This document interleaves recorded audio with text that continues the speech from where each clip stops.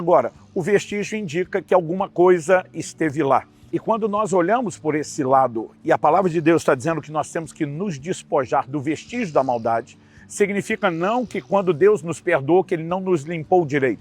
Mas algumas marcas do comportamento, elas permanecem.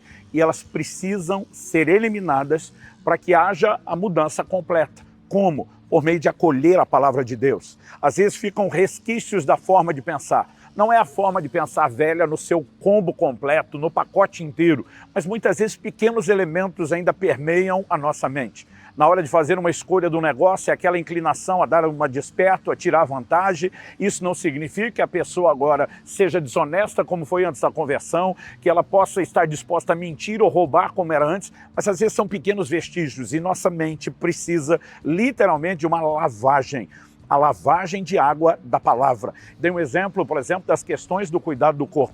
Eu já cheguei a pesar mais de 150 quilos há mais de uma década atrás, cerca de 15 anos atrás, antes da gravação desse vídeo. Mas eu precisei entender o que a palavra de Deus falava a respeito do cuidado do corpo, para que então, a partir de uma mudança de mentalidade, eu pudesse implementar a mudança de comportamento. Isso vale para cada área da nossa vida. Eu e você precisamos ser guiados e regidos pela palavra de Deus, pelos seus valores, pelos seus fundamentos, que são os valores do reino de Deus, que devem suplantar toda e qualquer forma diferente de pensar. Não é o meu entendimento, não é a minha maneira de avaliar a vida que deveria me reger, e sim aquilo que o Criador tem estabelecido e determinado. Ele chama essa vontade de boa, de agradável e de perfeita. No entanto, ele mostra que Deus não estabelece a sua vontade de forma impositiva, simplesmente porque quer.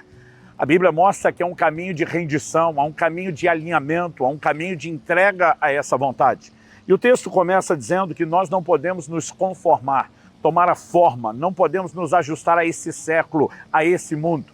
Mas para que a gente viva a transformação, de acordo com como é proposto pelo texto, transformai-vos pela renovação da vossa mente, para que a gente viva a transformação, é importante entender tanto o que ela é e também como ela se processa. A palavra usada por Paulo e traduzida aqui transformação é a palavra grega metamorfose. Assim como a borboleta que vai, de lagarta, aquele belo inseto colorido, passa por um processo de mudança. E isso, quando você estudou biologia, deve ter aprendido como metamorfose. Mudança é um processo. Isso ilustra muito bem a mudança que nós vivemos.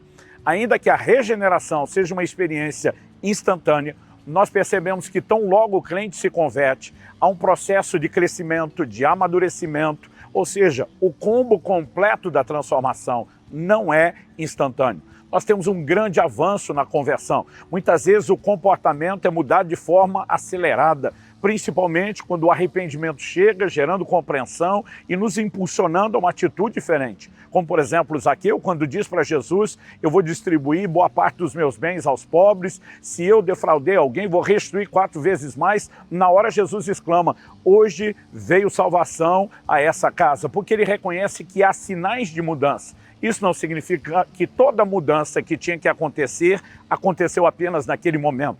É uma boa largada, por assim dizer. Mas transformação, de acordo com o ensino bíblico, segue sendo um processo. E eu e você precisamos não só entender e respeitar o processo, Aliás, a gente pode dizer que uma das marcas da vida cristã é a progressividade. Provérbios 4,18 diz que a vereda do justo é como a luz da aurora, vai brilhando mais e mais até ser dia perfeito. O apóstolo Paulo, em 2 Coríntios, no capítulo 3, no verso 18, diz que todos nós, com o rosto descoberto, somos transformados de glória em glória na imagem do Senhor. O produto final a ser alcançado na vida de todo cristão é a imagem de Jesus. Então, assim como quando falamos de mudança de mente, de entendimento como um fundamento necessário para a mudança, aqui o texto mostra que o que tem o poder de produzir a mudança de mente é a palavra de Deus. No Salmo 19:7, nós lemos que a lei do Senhor é perfeita e restaura a alma. Muitos de nós, quando nos convertemos, trazemos o que, na versão que eu estou usando aqui, foi traduzido como acúmulo de maldade. Em outras, aparece a versão vestígio. O que é o vestígio? São os restos. Muitas vezes, uma perícia criminal, por exemplo, ela vai examinar uma cena do crime e, através dos vestígios, eles conseguem decifrar o que aconteceu. onde está um furo de bala na parede, qual a direção da trajetória da bala para saber exatamente qual era a distância e o ângulo do tiro.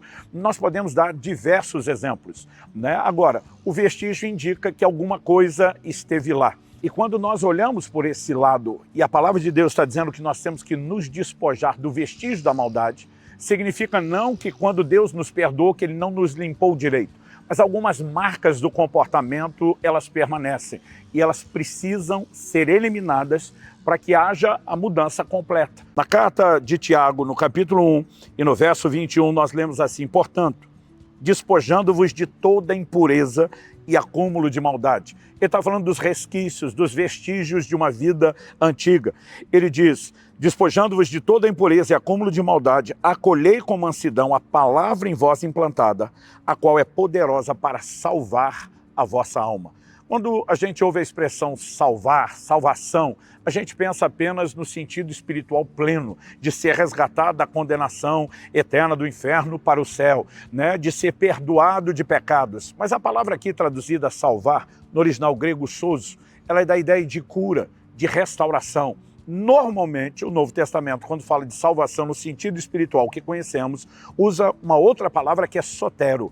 Aqui, sozo dá essa ideia de restauração. Isso significa que nossa alma, que é a sede do raciocínio, da vontade e das emoções, ela precisa de um processo de cura e de restauração. E como isso acontece? O texto diz: acolhei com mansidão a palavra em vós implantada.